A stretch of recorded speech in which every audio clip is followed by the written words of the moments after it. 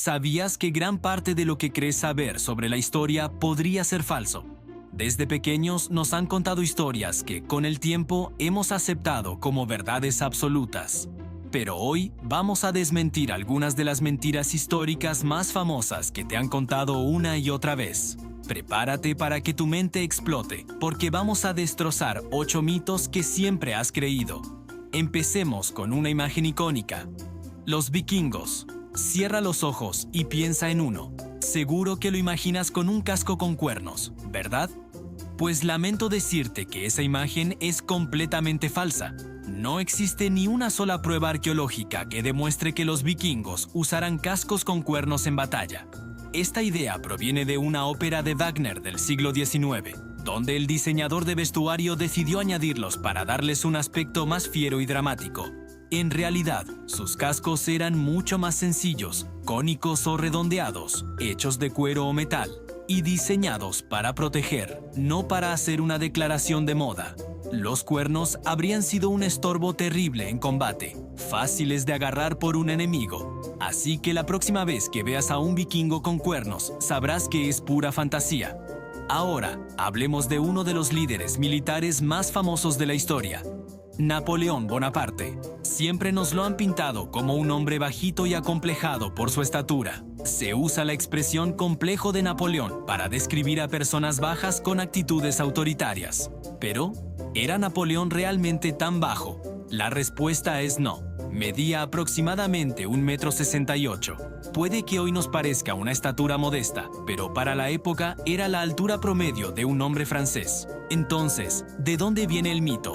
Principalmente de la propaganda británica, que buscaba ridiculizar a su archienemigo. También influyó una confusión entre las unidades de medida francesas e inglesas de la época. Así que no, Napoleón no era un enano gruñón, simplemente era un hombre de su tiempo. Pasemos a un genio universal, Albert Einstein. Seguro que has oído la historia de que era un mal estudiante, que incluso suspendió matemáticas. Es una de esas anécdotas que se cuentan para motivar a los que no sacan buenas notas, como si dijera, tranquilo, hasta Einstein tuvo problemas. Pero es mentira. Einstein fue un prodigio desde niño. Odiaba el sistema educativo rígido de su época. Sí, pero sus notas en ciencias y matemáticas eran excepcionales. La confusión viene de un cambio en el sistema de calificación de su escuela en Suiza. Cuando un biógrafo vio un boletín de notas suyo, interpretó las calificaciones más altas como las más bajas, creando un mito que ha durado décadas. La realidad es que a los 15 años ya dominaba el cálculo diferencial e integral. Lo siento, pero no puedes usar a Einstein como excusa para tus malas notas en mates. Vamos ahora a la arena del Coliseo romano. La imagen que tenemos de los gladiadores es la de hombres luchando a muerte en un espectáculo sangriento para el disfrute de la multitud. Pulgar abajo y muerte, ¿no? Pues esto también es una verdad a medias. Si bien los combates eran brutales y a veces mortales, no siempre terminaban con la muerte de uno de los contendientes. Los gladiadores eran una inversión muy cara. Eran atletas de élite, entrenados durante años, y sus dueños no querían perderlos a la primera de cambio. Muchas veces los combates terminaban cuando uno de ellos resultaba herido o se rendía. La decisión final sobre su vida o muerte dependía del editor del espectáculo, pero a menudo se les perdonaba la vida para que pudieran luchar otro día. Los combates a muerte eran más la excepción que la regla, reservados para ocasiones especiales o para criminales condenados. Hablemos ahora del descubrimiento de América. La historia popular nos cuenta que Cristóbal Colón fue un visionario que luchó contra la ignorancia de su tiempo para demostrar que la Tierra era redonda, mientras todos creían que era plana. Falso. Para el siglo XV, cualquier persona culta en Europa ya sabía perfectamente que la Tierra era esférica. Este conocimiento se tenía desde la antigua Grecia, gracias a pensadores como Pitágoras y Aristóteles. El verdadero debate de Colón con los sabios de la corte española no era sobre la forma de la Tierra, sino sobre su tamaño.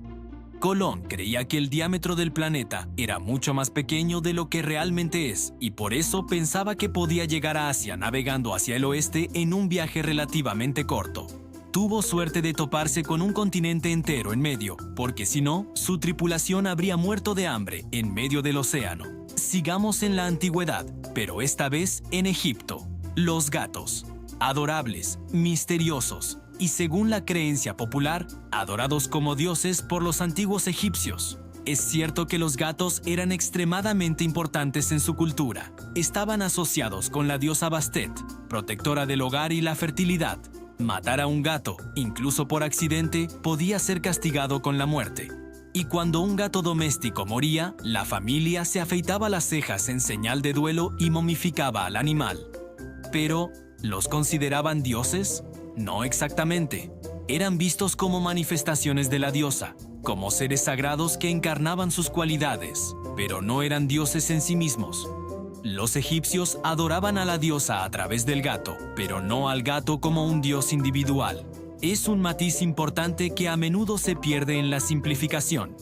Viajemos ahora al Japón feudal y hablemos de los samuráis. Su código de honor, el Bushido, es legendario, y una de las imágenes más potentes asociadas a ellos es el seppuku, el suicidio ritual.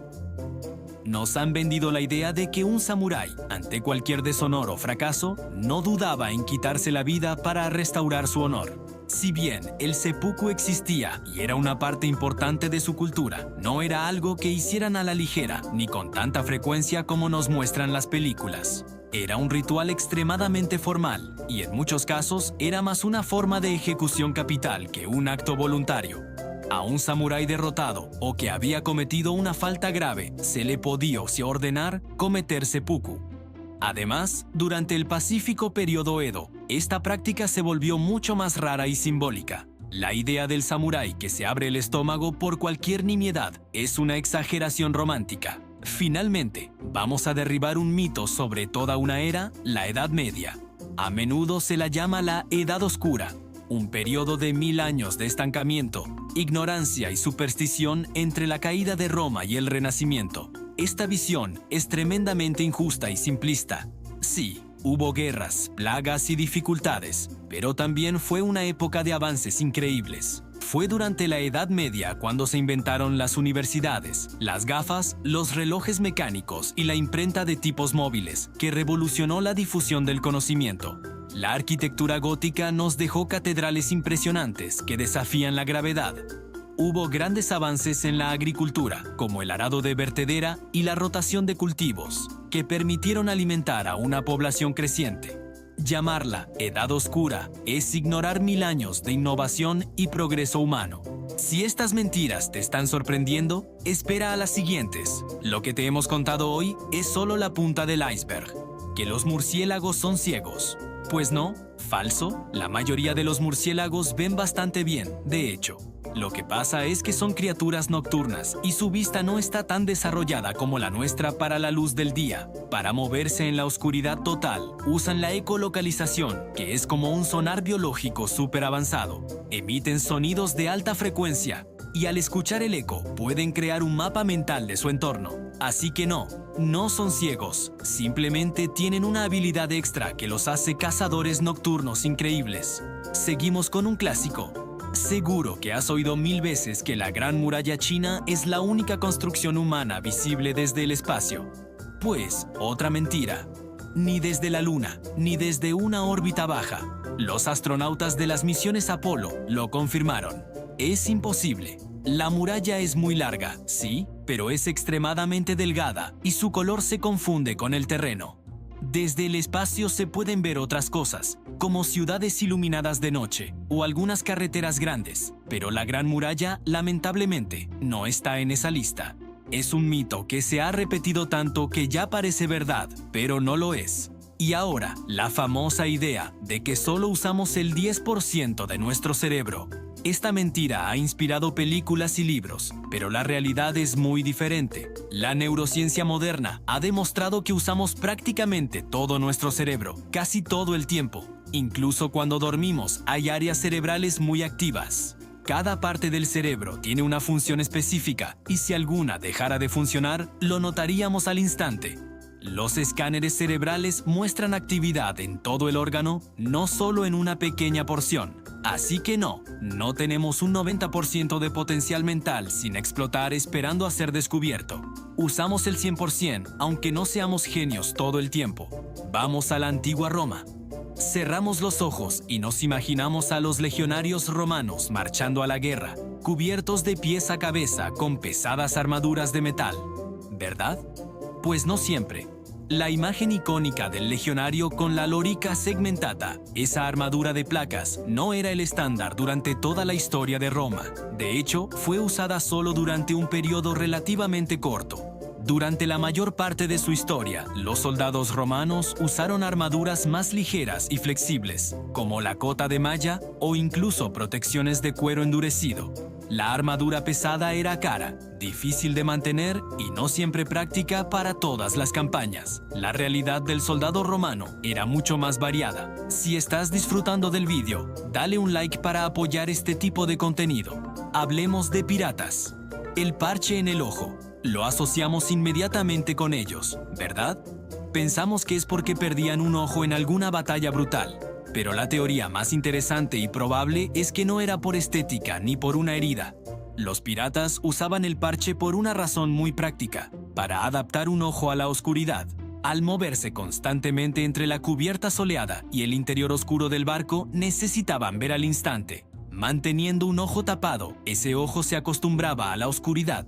Cuando bajaban a la bodega, solo tenían que cambiarse el parche de ojo y listo, visión nocturna instantánea, pura estrategia de combate. Ahora viajamos al antiguo Egipto. Una de las creencias más tétricas es que cuando un faraón moría, sus sirvientes eran sacrificados y enterrados vivos con él para servirle en el más allá. Esto suena aterrador, y aunque sí ocurrió en las primerísimas dinastías, fue una práctica muy rara y abandonada rápidamente. La mayoría de las tumbas de faraones famosos, como la de Tutankamón, no contienen evidencias de sacrificios humanos. En su lugar se enterraban con usheptis, pequeñas estatuillas que representaban a los sirvientes. Se creía que estas figuras cobrarían vida mágicamente en el más allá para hacer el trabajo. Así que, afortunadamente, los sirvientes del faraón podían respirar tranquilos cuando su señor fallecía. Y para terminar, una idea que define nuestra visión del pasado, que en la Edad Media y antes todo el mundo creía que la Tierra era plana y que los mapas lo reflejaban. Falso. Desde la antigua Grecia, los eruditos, matemáticos y navegantes sabían que la Tierra era una esfera. Personas como Pitágoras o Eratóstenes, que incluso calculó su circunferencia con una precisión asombrosa, ya lo habían demostrado. Los mapas que parecen planos no es porque creyeran que el mundo lo era, sino porque representar una esfera en una superficie plana. Un mapa siempre implica distorsiones. El mito de la Tierra plana fue popularizado mucho después, en el siglo XIX, para hacer que la gente del pasado pareciera más ignorante. La historia está llena de ideas que damos por hechas, pero la verdad suele ser mucho más sorprendente. ¿Qué otra mentira histórica conoces? Déjala en los comentarios. Gracias por vernos y hasta la próxima.